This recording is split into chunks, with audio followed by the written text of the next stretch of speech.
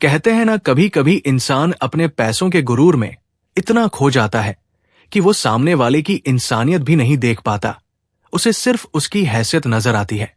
और ऐसी ही एक दिल छू लेने वाली कहानी है मुंबई के चमचमाते बिजनेस एरिया में बसी एक कंपनी एम डिजाइन्स की, जहां सिर्फ एक नाम की तूती बोलती थी रिया सिन्हा। रिया सिन्हा कंपनी के मालिक की इकलौती बेटी थी, जिसे बचपन से ही चांदी के चम्मच से खाना मिला था। और अब वो अपनी कंपनी में खुद को किसी महारानी से कम नहीं मानती थी। उसके लिए गरीब लोग बस काम करने वाली मशीनें थे, जिनकी कोई इज्जत नहीं होती। उसके लिए हैसियत ही सब कुछ थी। वो हमेशा कहती थी कि ये मजदूर तो बस मेरे जूतों की धूल झाड़ने लायक है। किसी की हिम्मत नहीं थी कि उसकी आंखों में आंखें डालकर बात करे। पूरी कंपनी में हर कर्मचारी उससे इतना डरता था कि नाम सुनते ही कांपने लगता था। लेकिन एक ऐसा इंसान था जो चुपचाप सब सहता था, मगर अंदर से कभी नहीं टूटता था। राहुल मेहता। राहुल एक साधारण सा लड़का था जो बहुत कम तनख्वाह में कंपनी में काम करता था, लेकिन उसकी आंखों में एक अलग ही जज्बा चमकता था, जैसे वो खुद को किसी बड़े मुकाम के लिए तैयार कर रहा हो। रिया राहुल को हमेशा ताने मारती थी, कहती, हैसियत देखो अपनी, मजदूर हो तो मजदूर ही रहोगे। मेरी नजरें भी तुम जैसे लोगों पर नहीं पड़नी चाहिए। राहुल हर बार सिर झुकाकर सुन लेता था, मगर उसके दिल में कुछ और ही आग जल रही थी। और फिर एक दिन वो मौका आ गया जिसने राहुल की पूरी जिंदगी पलट दी। सुबह के वक्त ऑफिस में हर तरफ भागदौड़ थी। राहुल फाइलें लेकर तेजी से जा रहा था। गलती से उसका कंधा हल्के से रिया से छू गया और पूरे ऑफिस में जैसे सन्नाटा छा गया। रिया का गुस्सा आसमान छूने लगा। वो चीख कर बोली, तुम अंधे हो क्या? अपनी हैसियत में रहो, मेरी तरफ देखने की भी हिम्मत मत करना। राहुल ने सिर झुकाकर कहा, माफ कीजिए मैम, गलती से हो गया। लेकिन रिया कहाँ रुकने वाली थी। वो और जोर से बोली, तुम जैसे लोग तो बस जूते पॉलिश करने के लिए बने हो। अगर फिर से मेरे सामने आए तो तुम्हें इस कंपनी से बाहर फेंक दूंगी। राहुल अभी भी चुप रहा, लेकिन बहुत शांत और गहरी आवाज में सिर्फ इतना बोला, मैम, हैसियत वक्त तय करता है, आप नहीं। रिया जोर से हंस पड़ी और बोली, तुम मजदूर है, मजदूर ही रहेगा। लेकिन उसी पल राहुल के अंदर कुछ टूटा और जल उठा था। उसने खुद से कसम खाई कि अब मैं तुझे तेरे ही अंदाज में जवाब दूंगा, लेकिन उस दिन जब तू मेरे सामने सिर झुकाकर खड़ी होगी। राहुल ने उसी शाम से दिन रात एक करके मेहनत शुरू कर दी। ऑफिस के बाद वो किताबें पढ़ता, बिजनेस के गुर सीखता, छोटे मोटे काम करके पैसे जोड़ता। सब लोग कहते, राहुल तुझे क्या मिलेगा इससे, अपनी हैसियत में रह। लेकिन राहुल हर बार मुस्कुराकर बस यही कहता, हैसियत वक्त तय करता है और मेरा वक्त जरूर आएगा। रिया अभी भी वैसी ही थी, मजदूरों को नीचा दिखाने वाली, गरीबों को अपनी जूती के बराबर समझने वाली। लेकिन राहुल अब चुप रहने वाला नहीं था। वो हर दिन कुछ नया सीख रहा था, खुद को तराश रहा था, जैसे कोई हीरा अपनी चमक के लिए तैयार हो रहा हो। फिर वो दिन आया जब राहुल ने कंपनी छोड़ दी और अपना छोटा सा बिजनेस शुरू किया। बहुत छोटा, लेकिन उसके सपने आसमान छूने वाले थे। रिया ने जब सुना कि राहुल ने अपनी कंपनी खोल ली है तो जोर से हंसकर बोली, उसे अपनी हैसियत भूल गई है। मजदूर था, मजदूर ही रहेगा। लेकिन वक्त ने करवट ली और राहुल की मेहनत ने रंग दिखाया। राहुल की कंपनी RM वेंचर्स मुंबई में तेजी से मशहूर होने लगी। राहुल अब शहर की बड़ी बड़ी बिजनेस मीटिंग्स में बुलाया जाने लगा, जहां हर कोई उसकी तारीफ करता था। और फिर वह पल आया जब रिया सिन्हा को पता चला कि उसके सबसे बड़े क्लाइंट्स अब राहुल मेहता के साथ डील कर रहे हैं। रिया के पैरों तले जमीन खिसक गई। राहुल मेहता, वही मजदूर राहुल। उसने कंप्यूटर पर राहुल का नाम सर्च किया और देखा कि राहुल अब मुंबई का बड़ा बिजनेसमैन बन चुका था। वही शहर जहां कभी वो उसे तुच्छ समझती थी, अब वही राहुल सबकी नजरों का सितारा बन गया था। रिया अब रातों को सो नहीं पाती थी। जिस राहुल को उसने कभी अपने जूतों के नीचे समझा था, अब वही राहुल शहर का राजा बन चुका था। वो खुद से बार बार पूछती, क्या राहुल सच में इतना बड़ा बन गया? क्या अब मैं उसके सामने जाने लायक भी हूं? रिया ने कई बार राहुल को फोन करने की कोशिश की, लेकिन राहुल फोन नहीं उठाता था। फिर एक दिन हिम्मत जुटाकर रिया ने राहुल के ऑफिस में मीटिंग की रिक्वेस्ट भेजी। राहुल ने वैसा ही किया जैसा कभी रिया किया करती थी, उसे वेटिंग लिस्ट में डाल दिया। रिया जो कभी राहुल को घंटों लाइन में खड़ा करवाती थी, अब खुद राहुल के ऑफिस के बाहर वेटिंग रूम में बैठी थी। कई घंटों तक राहुल जानबूझकर उसे इंतजार करवा रहा था। वही दर्द, वही अपमान जो उसने कभी सहा था, अब रिया को महसूस हो रहा था। काफी देर बाद राहुल ने अपने गार्ड से कह दो मैम से कि वो अंदर आ सकती है। रिया धीरे धीरे अंदर गई। उसका घमंड अब पूरी तरह चूर चूर हो चुका था। जिस राहुल को वो मजदूर समझती थी, वो अब लग्जरी ऑफिस में बॉस की कुर्सी पर बैठा था। रिया ने कांपती आवाज में कहा, राहुल मुझे माफ कर दो, मैं बहुत शर्मिंदा हूं, मैं पूरी तरह बदल चुकी हूं। राहुल ने उसकी तरफ देखे बिना कहा, मैम मेरी यादें बहुत मजबूत हैं, मैंने सब भुला दिया है, बस वो दिन नहीं भूला जब आपने कहा था कि मेरी नजरें भी तुम जैसे लोगों को बर्दाश्त नहीं करती। रिया की आंखें भर आई। राहुल मुझे माफ कर दो, मुझे नहीं पता था कि वक्त इतनी तेजी से पलटेगा, लेकिन अब मैं सच में बदल चुकी हूं। राहुल ने धीरे से मुस्कुराकर कहा, मैम आप मुझे तब मजदूर समझती थी, आज भी शायद मेरी हैसियत नापने आई है। रिया रोते हुए बोली, नहीं राहुल, मैं तुम्हें अब सिर्फ तुम्हारे दिल के लिए चाहती हूं। मुझे सच में तुमसे प्यार हो गया है, मैं तुम्हारे बिना जी नहीं सकती। राहुल ने एक गहरी सांस ली और कहा, प्यार, जब मैं मजदूर था तब कहां थी तुम्हारी ये मोहब्बत? क्या तब मैं प्यार के लायक नहीं था? रिया कांपती आवाज में बोली, शायद तब मैं तुम्हें समझ नहीं पाई थी राहुल, लेकिन अब मैं तुम्हारे बिना एक पल भी नहीं रह सकती। राहुल उसकी आंखों में देखता रहा और कहा, तुम्हें माफ कर दूं क्या इतना काफी है? रिया रोते रोते बोली, मैं सच में बदल चुकी हूं, मुझे खुद से भी नफरत हो गई है जो मैंने तुम्हारे साथ किया। राहुल ने बहुत गंभीर आवाज में कहा, मैं माफी मांगना सीख लिया है, लेकिन अपनाना अभी बाकी है। अगर तुम्हें सच में मेरी जिंदगी में जगह बनानी है तो तुम्हें वही दर्द सहना होगा जो तुमने मुझे दिया था। रिया ने सिर झुकाकर कहा, मुझे मंजूर है राहुल, मुझे जितना चाहो तरसाओ, मैं तुम्हें कभी नहीं छोड़ूंगी। राहुल ने हल्की मुस्कान दी और कहा, ठीक है तो चलिए ये खेल शुरू करते हैं। राहुल ने जानबूझकर उसे हर मीटिंग में इंतजार करवाना शुरू कर दिया। कभी 1 घंटा तो कभी 2 घंटे, कभी तो पूरा दिन। रिया सब चुपचाप सहती रही, क्योंकि अब वो समझ चुकी थी कि जिस दर्द से उसने राहुल को गुजारा था, वही दर्द अब उसका इम्तिहान बन चुका था। हर दिन, हर मीटिंग में वो राहुल का इंतजार करती, बस एक मौके की उम्मीद में, बस एक हाँ सुनने की आस में। राहुल खुद भी अंदर से टूटता था, लेकिन वो चाहता था कि रिया को अपनी गलती का पूरा एहसास हो जाए। कभी कभी राहुल रातों को सोचता, क्या मैं सच में उसे माफ कर पाऊंगा? क्या मैं उसे अपना पाऊंगा?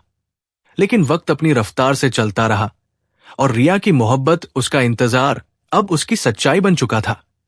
रिया का इंतजार अब उसकी आदत बन गया था।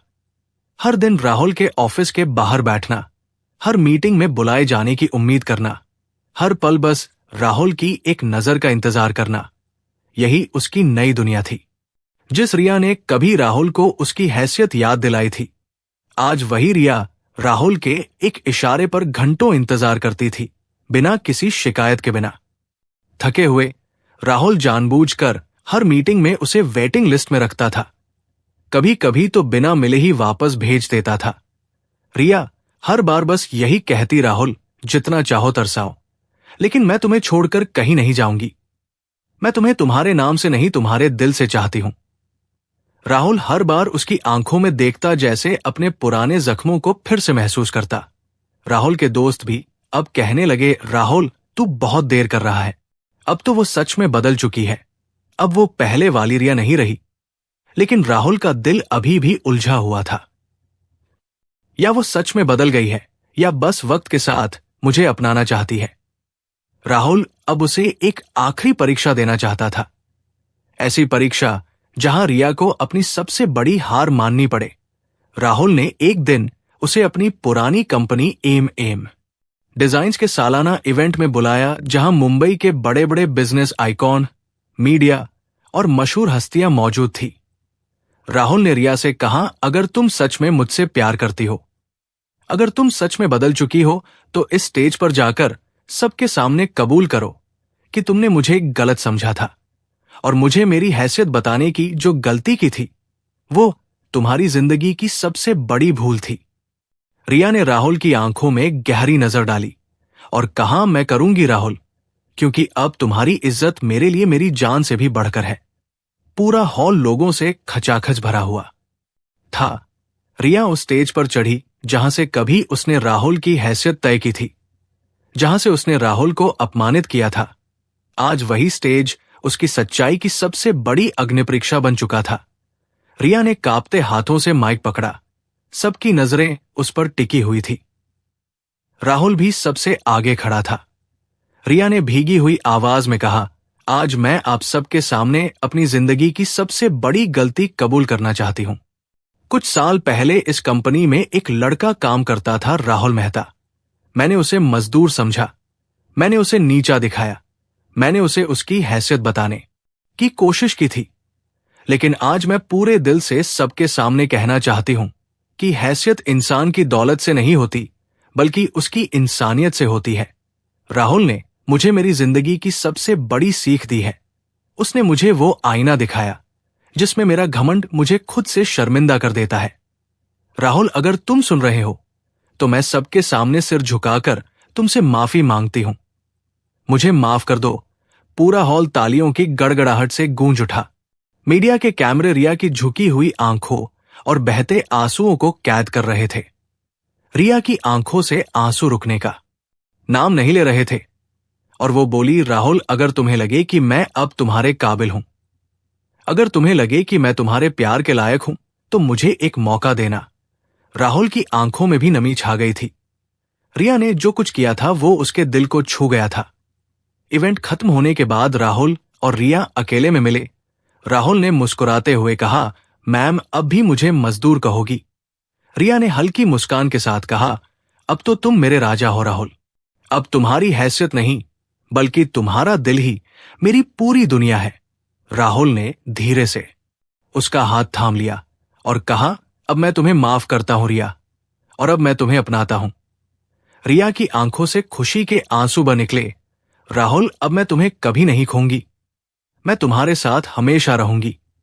राहुल ने मुस्कुराकर कहा, अब तुम्हें राहुल बुलाना है, हैसियत का कोई जिक्र नहीं होगा। रिया हंसते हुए बोली, अब मेरी जिंदगी की सबसे बड़ी हैसियत सिर्फ तुम्हारा प्यार है राहुल। उन दोनों ने अपने अतीत की सारी कड़वाहटों को वही दफना दिया और एक नई शुरुआत की। राहुल और रिया अब एक दूसरे के साथ एक नई जिंदगी जीने लगे। जिस रिश्ते की नींव कभी तानों, घमंड और नफरत पर रखी गई थी, आज वही रिश्ता प्यार, इज्जत और समझदारी की सबसे खूबसूरत मिसाल बन चुका था। राहुल अब RM वेंचर्स का मालिक था, एक ऐसी कंपनी जो गरीब मजदूरों को सबसे ज्यादा इज्जत देती थी। रिया अब राहुल के हर कदम पर उसके साथ खड़ी होती थी। वो अब किसी बड़ी बिजनेस वुमन की तरह नहीं, बल्कि राहुल की सच्ची हमसफर बनकर जी रही थी। अब दोनों का सपना था एक ऐसी कंपनी खड़ी करना जहां कोई गरीब खुद को छोटा महसूस न करे।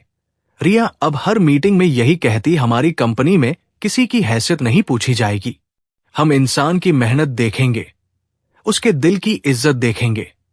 राहुल ने अपने पुराने मजदूर दोस्तों को फिर से अपनी कंपनी में जगह दी। जिन कभी रिया की कंपनी से निकाला गया था, अब वही लोग राहुल के सबसे भरोसेमंद साथी बन चुके थे। राहुल ने हर उस इंसान को गले लगाया जिसे कभी गिरा हुआ कहा गया था। रिया अब राहुल की पुरानी झोपड़ी में भी खुशी खुशी घंटों बैठती थी। वो राहुल की मां के साथ रोटियां बनाती, पुराने मिट्टी के चूल्हे पर खाना पकाती और प्यार ढूंढती थी, क्योंकि राहुल की मां आज भी अपने पति के बनाए उस छोटे से घर को महल से बड़ा मानती थी। राहुल हंसकर कहता, रिया, अब तुम इस टूटी फूटी दीवारों वाली झोपड़ी में कैसे रह लेती हो? रिया प्यार भरी नजरों से कहती, राहुल, सच बताऊं, प्यार महंगे महलों में नहीं बसता, बल्कि इन पुरानी दीवारों में भी सुकून दे देता है। जब तुम साथ हो तो ये झोपड़ी भी मुझे राजमहल लगती है। राहुल का दिल हर दिन और ज्यादा पिघलता जा रहा था। जिस रिया को वो कभी माफ करने से डरता था, अब वही रिया उसकी जिंदगी का सबसे मजबूत सहारा बन चुकी थी। राहुल अब हर मीटिंग में, हर बिजनेस डील में, हर मीडिया इवेंट में बस एक ही बात कहता, जिसने कभी मेरी हैसियत पर सवाल उठाए थे, आज वही मेरी जिंदगी की सबसे बड़ी ताकत है। रिया के लिए अब दुनिया का सबसे कीमती गहना राहुल का भरोसा था। एक दिन राहुल ने रिया से पूछा, तुम सच में बदल गई हो ना?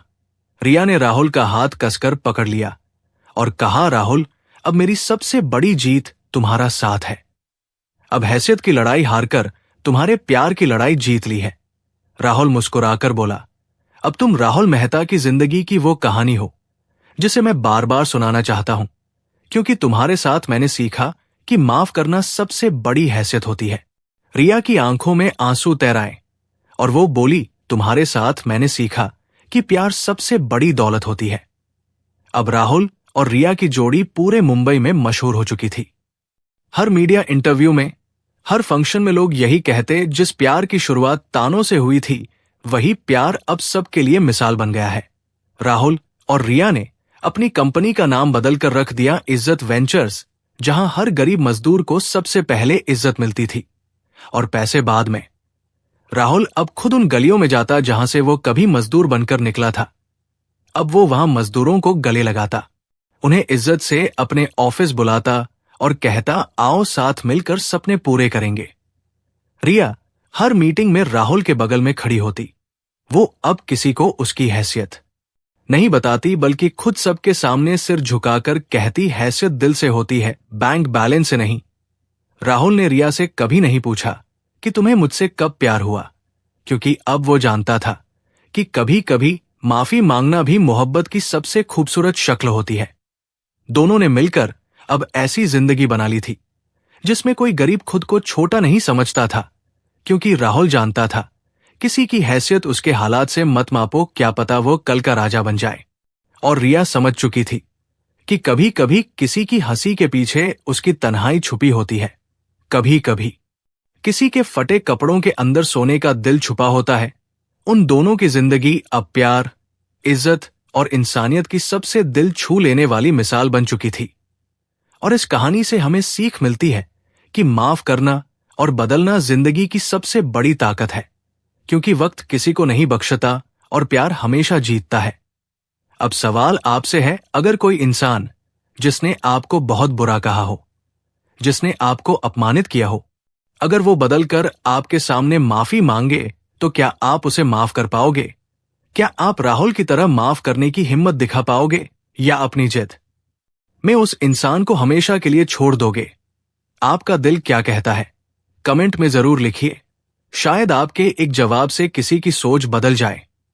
अगर आपको ये कहानी दिल से छू गई हो तो वीडियो को लाइक करना ना भूलें, ताकि मैं आपके लिए और भी ऐसी सच्ची और दिल छू लेने वाली कहानियां लाता रहूं। मिलते हैं अगली कहानी में। तब तक खुश रहिए, स्वस्थ रहिए और किसी का दिल मत तोड़िए, क्योंकि जो आप आज तोड़ते हैं, क्या पता वही कल आपकी दुनिया बन जाए। जय हिंद।